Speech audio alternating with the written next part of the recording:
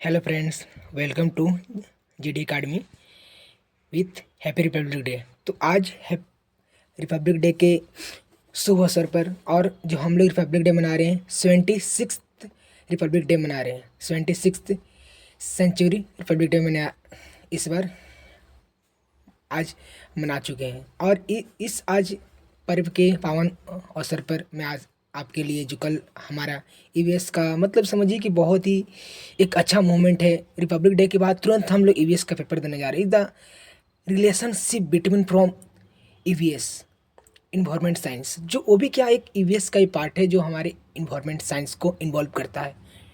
Republic day, ठीक ना। तो आपको जो भी नोटिस मिलता है, जो भी इंफॉर्मेशन इन्वायरमेंट्स में मिलता है, हमारी अर्थ से मिलता है, that is Bharat, that is India, वो क्या है हमारा इन्वायरमेंट साइंस है। बात समझ में आ रहा है। तो और भी सिलेबस के बारे में जान रहे हैं कि कैसे है क्या। इससे पहले आपको मैं एक आवश्यक सूचना देना चाह रहा हूँ। ये आवश्यक सूचना ये है, आप देख पा रहे हो कि कुछ जो हमारी परीक्षा की जो तिथि है 27 जनवरी 2025 को, जो 11 से 12 बजे तक होने वाली थी, वो क्या है, मैं केमिस्ट्री स्किल की भी कल एग्ज़ाम है और हमारा ईवीएस का भी, तो दोनों के लिए है। 11 से 12 बजे की जो टाइम है उसमें 11 से 12 के बीच केमिस्ट्री के स्किल का सेशनल एग्ज़ाम होगा, ठीक है। केमिस्ट्री वाले स्टूडेंट, बात समझ में आ गई ना। अब जो हमारी जो परीक्षा है ईवीएस की, अंडरस्टैंडिंग एंड, देखिए यहाँ खुद लिखा हुआ है कौन सा ईवीएस का टॉपिक आ रहा है। Understanding and connecting with environment विषय की जो सेशनल परीक्षा होने वाली वो क्या है, 12:30 ओ क्लॉक से कब होगी, 1:30 ओ क्लॉक तक होगी, यानी कि 1 आवर्स का आयोजित कराई जाएगी। तो हम लोग को यहाँ खुद कहा गया सभी एग्ज़ाम कैंडिडेट देने वाले क्या 12:10 तक परीक्षा हेतु आप ईवीएस की एग्ज़ाम की बात करें, ईवीएस के एग्ज़ाम को मतलब 10 मिनट पहले 15 मिनट पहले आप प्रेजेंट हो जाएं, ठीक ना। तो आई होप आपको समझ में आया होगा। तो अब जो डाउट थी केमिस्ट्री वाले की कि जो लैग कर रहा है, दोनों का ओवरलेक हो जा रहा है, तो अब तो कोई दिक्कत नहीं है। आई होप आप लोगों को समझ में आ गया होगा कि हमारा एग्ज़ाम किस शेड्यूल में कैसे कैसे अरेंज किया गया। और आपको सीटिंग अरेंजमेंट वगैरह सारा टीचर लोग ग्रुप में भी डाल दिया गया है, मैं भी और डाल दूंगा, ठीक ना, आप देख लें। तो चलिए स्टार्ट करते हैं आज का session. Let's begin to start. तो चलिए हम लोग ईवीएस का थ्योरी की क्वेश्चन को देखने वाले हैं, ठीक है। तो मैंने क्या बताया कि हमारी यूनिट क्या है, अंडरस्टैंडिंग ऑफ इन्वायरमेंट, ठीक है। उसी के रिगार्डिंग क्वेश्चन आने वाले। तो आप फर्स्ट क्वेश्चन को एनालाइज कर सकते हो, देख सकते हो कि कैसा क्वेश्चन है। Define the scope and importance of environment. Define करना आपको स्कोप को, इम्पोर्टेंस फॉर इन्वायरमेंट। देखिए जब भी इन्वायरमेंट आप सुनते हो, इन्वायरमेंट से आप क्या करते हो, इंटरेक्ट करते हो, तो इन्वायरमेंट क्या होता है। तो इसमें बताया गया है बायोटिक एंड ए बायोटिक, यही बताया गया ना, बायोटिक और ए बायोटिक। जो हमारे ए बायोटिक हैं और बायोटिक, ठीक ना। तो इसके बारे में क्या है, आपको आंसर दिया गया, आप खुद देख सकते हो। The environment is the same of all internal factors, biotic बोलो तो living things and abiotic non living things in fossils of organism. Are you getting point. इसका मतलब ये है ना कि जो हमारे इन्वायरमेंट, जो हमारी अर्थ पर जो भी लिविंग्स प्रेजेंट है, लिविंग थिंग्स प्रेजेंट है, लिविंग थिंग्स क्या है, plants, animal, others living things जो सर्वाइव कर पा रहे हैं। अब जो जहाँ पड़े हैं वहीं खड़े हैं, that is called non living things. तो उसको एबायोटिक कहा गया। इससे कई सारे मटेरियल्स है, कई सारे हमारे सब्सटेंस है जो हमारे अर्थ पर प्रेजेंट है, एलिमेंट्स है, ये सारे क्या है, एबायोटिक्स है। I you getting point. I hope आप समझ पा रहे होंगे। तो बायोटिक में क्या, प्लांट्स, इसमें प्लांट्स, एनिमल, माइक्रोजम, क्या micro organism, abiotic air, water, सम, टेम्परेचर, लाइट, ये सारे क्या क्या है, ये सारे आपको क्या एबायोटिक हैं, ठीक है ना। एबायोटिक टर्म होती है, बिल्कुल सिंपल क्वेश्चन, आप इसको अच्छी तरह देख सकते हो, कर सकते हो, ठीक है ना। और मैं ये भी बता रहा हूँ आगे नेक्स्ट क्या कह रहे हैं कि what is the scope of environment study. हम लोग क्यों इन्वायरमेंट स्टडी, इन्वायरमेंट को क्यों स्टडी करें, क्या जरूरी है स्टडी करने का, तो बिल्कुल इंपॉर्टेंट है।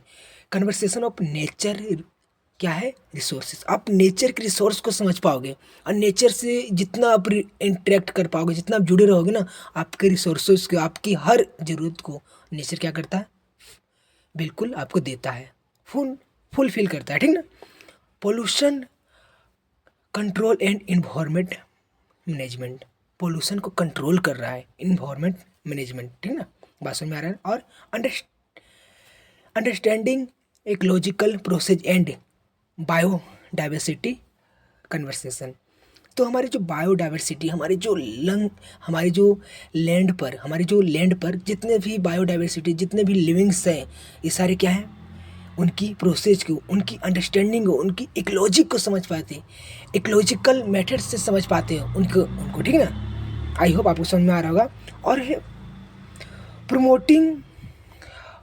प्रमोटिंग सस्टेनेबल ऑफ डेवलपमेंट, और उनकी कैसे प्रमोट करें, कैसे डेवलप हो रहा है कोई चीज़ हमारे इन्वायरमेंट पर, हमारे अर्थ पर, इनको समझ पाते हैं। इन्वायरमेंट देखो, जब ईवीएस के नाम आता है तो आप इन्वायरमेंट बोलो तो relationship of biotic and biotic substance from on the earth, हमारी अर्थ पर जितने भी सब्सटेंस थे बायोटिक और ए बायोटिक ही प्रेजेंट है इन द अर्थ के अंदर भी ए बायोटिक हमारे ऑर्गेनिज्म है, बायोटिक ऑर्गेनिज्म है। आई होप समझ पा रहे हो। तो आप जब भी ईवीएस, तो सिलेबस का मेन से ये है कि आप कितना समझते हो, सिलेबस का मेन से नहीं कि आप रट्टा मार के चले जाओ, मेन से कि आपने जो पढ़ा है उसको एनालाइज करो, उसको समझो कि हाँ ये हमारे अर्थ पर है, ये हमारे यूनिवर्सिटी में ही, मतलब हर जगह प्रेजेंट है, everywhere is the present of environment science. Are you getting point. तो आप बहुत तरह हर क्वेश्चन को डील मल्टी डिसिप्लिनरी, ठीक ना। तो ये क्या कहता है कि आप इन्वायरमेंट साइंस को कैसे मल्टी डिसिप्लिनरी के रूप में आप समझ सकते हो। तो it is the combines bio chemistry geography, क्या है, sociology, economics and political science to address environment change is the holistical, ठीक ना। आप ये समझ सकते हो कि जितने भी हमारे कंबाइंड में क्या होला, जब भी इन्वायरमेंट साइंस के नाम आते हैं तो आप सारे को कंबाइंड करके पढ़ते हो। इसमें बायो केमिस्ट्री इकोलॉजिकल जितने भी सोशियोलॉजी एंड इकोनॉमिक्स सारे को आप इन्वॉल्व करके क्या करें और स्टडी करें, उनके एड्रेस को, उनके स्टडी को, इनको होस्टोलॉजिकल को आप जानते हो, ठीक ना। गेटिए। तो अगला टॉपिक क्या, उसके रिगार्डिंग करने क्वेश्चन क्या है, understanding of ecology and ecosystem. Ecology आप लोग समझ रहे हैं, इकोलॉजी की बात मैं कह रहा हूँ और इकोसिस्टम की बात कर रहा हूँ। तो आप लोग ये समझ पा रहे हो कि इकोलॉजी और इकोसिस्टम होता है क्या। चाहिए आइए इसके बारे में जानते हैं। इकोलॉजी बोले तो हमारी plants animals is the diversity of ecology, और इकोसिस्टम उनकी सर्वाइवल जीवन इज द इकोसिस्टम, सिस्टमेटिक से जो उनकी लाइफ को सर्वाइव करने में हेल्प करती है, ठीक ना। तो अब जब भी कोई वर्ड आए तो उसको इंटरेक्ट करो, उसको समझो कि कहना क्या चाह रहा है। तो आइए क्वेश्चन के थ्रू समझते हैं। What is the an ecology explain is its compost, जो हमारे कंपोस्ट हैं इकोलॉजी के लिए क्या इंपॉर्टेंस है, इसको क्या करना है, एक्सप्लेन करना है कंपोस्ट को। कंपोस्ट जो हमारे हैं, an ecology is a functional unit of environment where living organism interact with each other and non-living factors। क्या कह रहा है मैंने जो आपको बताया कि हमारे जो फंक्शन है यूनिट्स के, क्या ecology where the living organism interact जो कर रहा है नॉन लिविंग फैक्टर से, क्या कर रहा है, इंटरेक्ट कर रहा है। मैंने पहले ही बोला था आप लोग कि जो हमारी अर्थ पर है लिविंग और नॉन लिविंग को दोनों को होना इंपॉर्टेंट है। अगर हमारी लिविंग है और नॉन लिविंग नहीं है तो क्या लिविंग का कोई अस्तित्व ही नहीं है, कोई उनकी पहचान ही नहीं है। क्योंकि अगर सॉइल नहीं है, एयर नहीं है, तो क्या जितने भी लिविंग्स हैं, वाटर नहीं है, क्या वो सर्वाइव कर पाएंगे? नो, बिल्कुल नहीं, हमारे अर्थ पर नहीं रह सकते हैं। आई होप आप लोग समझ पा रहे होंगे। तो अब next question, what is the ecological successions the defined between primary and secondary succession, ठीक ना। तो ये हमारी जो defined between primary and secondary है, क्या कहता है कि ecological succession is the gradual process of change in structure and composition of biological community, ठीक है। ये क्या कहना चाह रहे हैं कि जो हमारी ग्रेंड प्रोसेस को, उनके स्ट्रक्चर को, ग्रेंड प्रोसेस को क्या करता है, चेंज करता है इंटरेक्ट करते थे बायोलॉजिकल कम्युनिटी, मतलब बायोलॉजिकल मेथड से द्वारा। जैसे प्राइमरी सेक्शन कैसे हो रही है, आप देख सकते हो कि starts on the banner land with soil, जैसे लावा लावा फ्लोस। आपने मैंने कम्युनिटी पोस्ट किया था, आपने देखा था, अगर देखा होगा तो, कि वो जो हमारी समुद्र में क्या आती है, सुनामी आती है। सुनामी सुना ना आप लोग, तो सुनामी एक भूकंप भी कहते हैं, सुनामी को भूकंप कहते हैं। ये हमारे समुद्र में आती है। समुद्र की जब क्या होती है, लहरें काफ़ी झकझोर होती है, काफ़ी उनकी जो अर्थ की कंडीशन इधर उधर होती है, तो अचानक समुद्र में क्या होती है, लहर वो आती है सुनामी। सुनामी को मतलब समुद्र में आने वाले भूकंप को ही सुनामी कहते हैं, आपने पढ़ा होगा बेसिक क्लास में। तो यही हमारी सुनामी क्या है, तो इसी प्रकार यहाँ लावा लावा फ्लो आपने देखा कि हमारी जो अर्थ से, हमारी अर्थ के अंदर से लावा कैसे फ्लो होता है। तो क्या है, starting from the burner land, ये था सवाल, सवाल के अंदर से ऐसे हो रही है। फिर सेकेंडरी सेकेंडरी सेक्शन में क्या कह रहा है कि oxes in the previous previously the in in in habitat the areas with soil. अब हमारी जो एरिया, मतलब जहाँ इन हमारे पहले से सॉइल प्रेजेंट है, example from after a forest fire, जो हमारे पहले से सॉइल, पहले से ये सारी चीज़ प्रेजेंट रहते हैं। हमारे फॉरेस्ट में क्या आग लग जाते हैं, अचानक ये हो जाते हैं, तो कैसे आप, ये पहले से वहाँ सॉइल प्रेजेंट रहते हैं प्रीवियस ईयर, अब उससे क्या, अब हमारे अचानक इन हमारे फॉरेस्ट में क्या हो जाते हैं, आग लग जाते हैं। तो आप देख पा रहे हो कि पहले से ही लगे रहते हैं, तो बिल्कुल सॉइल क्या है, वो एकदम बिल्कुल एकदम मरुभूमि के जैसा है, बिल्कुल ना, वहाँ कोई मतलब ऑर्गेनिज्म, कोई भी चीज़ लिविंग्स वो तो ग्रो नहीं कर पा रहे। तो अब लास्ट क्वेश्चन ये कह रहा है कि what are the ecosystem survive, given example. अब इकोसिस्टम को कैसे सर्वाइव करते हैं, एग्जाम्पल से आप बताइए। तो इकोसिस्टम क्या होता है, आपको मैंने बताया था, इकोसिस्टम सर्वाइव आज are benefit benefit provide by the ecosystem to humans. हमारी जो इकोसिस्टम ह्यूमन्स के लिए क्या बेनिफिट करती है, क्या इंपॉर्टेंस निभाती है, तो ये ध्यान से देना है, कि देखना है सर्वाइव कैसे कर पाती है, प्रोवाइड इसका क्या है, क्या प्रॉफिट है ना, क्या प्रॉफिट है। तो क्या कहता है, प्रोफेशंस और रेगुलेटिंग, कल्चरल सपोर्टिंग, ये चार चीज़ें याद रखिए। तो प्रोविएशन में क्या होता है, फूड वाटर एंड, मतलब हमारी ज़रूरत फिल चीज़ें क्या है, पहले फूड वाटर है, टेम्पर है, ये हमारी रिक्वायरमेंट है। अब क्या है, रेगुलेटर, अब उसको रेगुलेट कौन कर पा रहा था, रेगुलेट उसको कौन कर पा रहा है, कौन कर पा रहा है, तो क्लाइमेट रेगुलेटर, जो हमारे क्लाइमेट है, हमारी जो जलवायु, वो क्या करे, उसको रेगुलेट कर रही है। अब hold the control, fold fold fold control, control कर पा रही है। कल्चर देख रहे हो ना, कल्चर, तो आप देख पा रहे हो कि हमारी जो सपोर्टिंग है, हमारी जो सपोर्टिंग वो कैसे होगी, हमारी मतलब सपोर्टिंग के पॉइंट में क्या दिया गया एग्जाम्पल, तो आप सपोर्टिंग के लिए क्या, नेचुरल साइकिलिंग, नेचुरल साइकिलिंग, और अब सॉइल इंफॉर्मेशन को भी आप समझ सकते हो। तो आई होप आपको समझ में आया हो कि कैसे कैसे क्वेश्चन इसको, मतलब मैंने तो एक्सप्लेन किए हैं कि कैसे क्या होता है, मतलब आपको मैंने जो बताया होगा क्लियर हुआ होगा, पूरी तरह क्लियर होगा जो मैंने बताने की कोशिश की। तो in this point, in this topics will be covered, है ना, कवर हो गया होगा। आप क्या कीजिएगा, देखो इसी चीज़ को मैं आपको हिंदी में भी दिखाता हूँ, जो मैंने हिंदी में आपको गूगल किया है।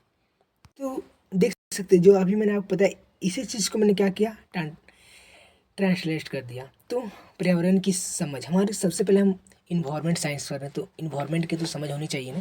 तो देखिए क्या कह रहा है कि फर्स्ट जो आपको मैंने बताया, पर्यावरण की परिभाषा, दायरा और महत्व, वही तो मैंने बताया आपको, पर्यावरण को परिभाषित करें और इसके घटक की व्याख्या करें। तो जो अभी आपको मैंने समझा वही दिया है। पर्यावरण सभी बाहरी कारकों, जैविक बोले तो जीवित और अजैविक का योग है, जो किसी जीव को क्या करता है, प्रभावित करता है। बिल्कुल हर जीव को इंटरेक्ट कर रहा है, ठीक ना। जैविक घटक जैसे में पौधे, जैविक घटक में कौन कौन आएगा, जिसमें मैं क्या कह रहा था, बायोटिक कह रहा था। अजैविक घटक, ए बायोटिक, जानवर, सूक्ष्म जीव, water, air, soil, temperature, light. अब सेकंड प्रश्न ये था आपका कि पर्यावरण अध्ययन का दायरा क्या है, पर्यावरण का जो उसकी क्या सीमा होनी चाहिए, उसकी क्या लिमिटेशन होनी चाहिए। तो पर्यावरण अध्ययन की जो दायरा है उसका क्या है, प्राकृतिक संसाधनों का संरक्षण। सबसे पहले तो बिल्कुल प्राकृतिक संसाधन, अगर हम बिल्कुल संरक्षण ही नहीं करेंगे, उसकी रिसोर्स को हम लोग अच्छी तरह बचाएंगे नहीं, तो बताइए प्राकृतिक हम लोग पर कोई भी दया करेगी, नहीं करेगी। जैसा प्रकृति के साथ कर रहे हैं ना, वो इंटरेक्ट करेगी वापस हमारे साथ, वैसा भी होने वाला है। तो इसलिए मैं हमेशा कहता हूँ प्रकृति को safe environment and safe life, safe environment and safe life. जब तक आप लोग इन्वायरमेंट को नहीं सेव करोगे तो आपकी लाइफ भी बिल्कुल सेफ नहीं रहेगी। तो प्लीज़ आप लोग इस बात को ज़रूर समझें। और आज 26 जनवरी है, आज के दिन में कम से कम समझें प्लीज़। और क्या कह रहा है कि प्रदूषण नियंत्रण और पर्यावरण प्रबंधक, प्रदूषण पर नियंत्रण करना और हमारे जो पर्यावरण प्रबंधक है उसको बढ़ाना है। परिस्थितियों, प्रक्रिया और जैव विविधता संरक्षण को समझना है। अब इनकी परिस्थिति क्या, इनकी मांग क्या, उनकी जैव विविधता है क्या है, उनको क्या करना है, समझना हम लोग को। सतत विकास को बढ़ावा देना है। हमारे देखो, अभी हम बचा के रखेंगे ना तो आने वाला हमारा जो पीढ़ी है, जनरेशन है, उनको काम आएगा। इसे रिसोर्सेज को उतना यूज करो जो आपके लिए जितना है। जैसे हम लोग अगर वाटर की बात करें तो ज़रूरतमंद ज़्यादा वाटर हम लोग वेस्ट करते हैं, ज़रूरतमंद ज़्यादा मतलब हर चीज़ वेस्ट करते हैं। तो हर वेस्ट पर काम होनी चाहिए, हमको कंट्रोल होनी चाहिए, तब तो हमारा इन्वायरमेंट सेफ रहेगा ना। तो प्लीज़ आप लोग इन्वायरमेंट को सेव करें और लाइफ को भी सेव करें। पर्यावरण विज्ञान को बहु विषय क्यों माना जाता है, बहुत सारे विषय में क्यों माना जाता है, तो हिंदी में मैं और भी ज़्यादा एक्सप्लेन नहीं करूँगा कि मैं पीडीएफ के फॉर्म में मतलब आपको फोटो में सेंड कर दूँगा, आप वहाँ से पढ़ लेना सारी वही चीज़ें मैंने जो आपको समझाया है। आई होप फर्स्ट जो थ्योरी वाला आपको ईवीएस का जो रिकॉर्डिंग मैं दे रहा हूँ, आपको लेक्चर में जो दे रहा हूँ, वो आपको अच्छी तरह फुलफिल हुई होगी। और आज की क्लास को जो आज की जो फर्स्ट हमारा जो लेक्चर है, बाकी मैं ऑब्जेक्टिव भी सेंड कर दूंगा, मैं सेंड कर दूंगा, एक दो लेक्चर में और प्रोवाइड कर दे रहा हूँ, फिर आपको उसके थ्रू भी मैं कुछ एक्सप्लेन करके दिखा दूंगा, ठीक ना।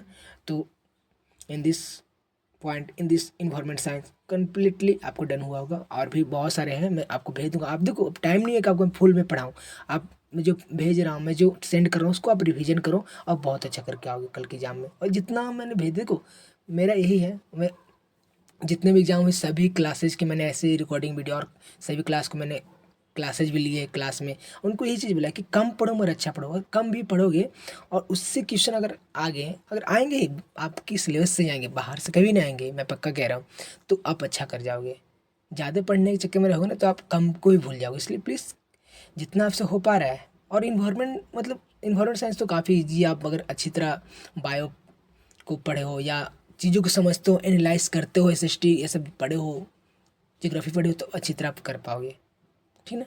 तो हम ज़्यादा सेशन में लंबा नहीं करना चाहता हूँ, तो आज की क्लास को इतना ही रखते हैं। तो ठीक है, गुड नाइट, क्योंकि रात काफ़ी हो चुकी है। अब आप लोग भी स्टडी करो और सो, और कल मॉर्निंग में जिसका भी ईवीएस का एग्ज़ाम है वो अपने मॉर्निंग में भी आप एक दो लेक्चर को देख सकते हो, क्योंकि 12 साढ़े 12 से एग्जाम है ना, तो और मैं एक दो लेक्चर डाल दूंगा। तो रखते हैं, ठीक है ना, सेशन को एंड करते हैं, बाइंड अप करते हैं, ठीक है। Good bye, bye bye, Tata.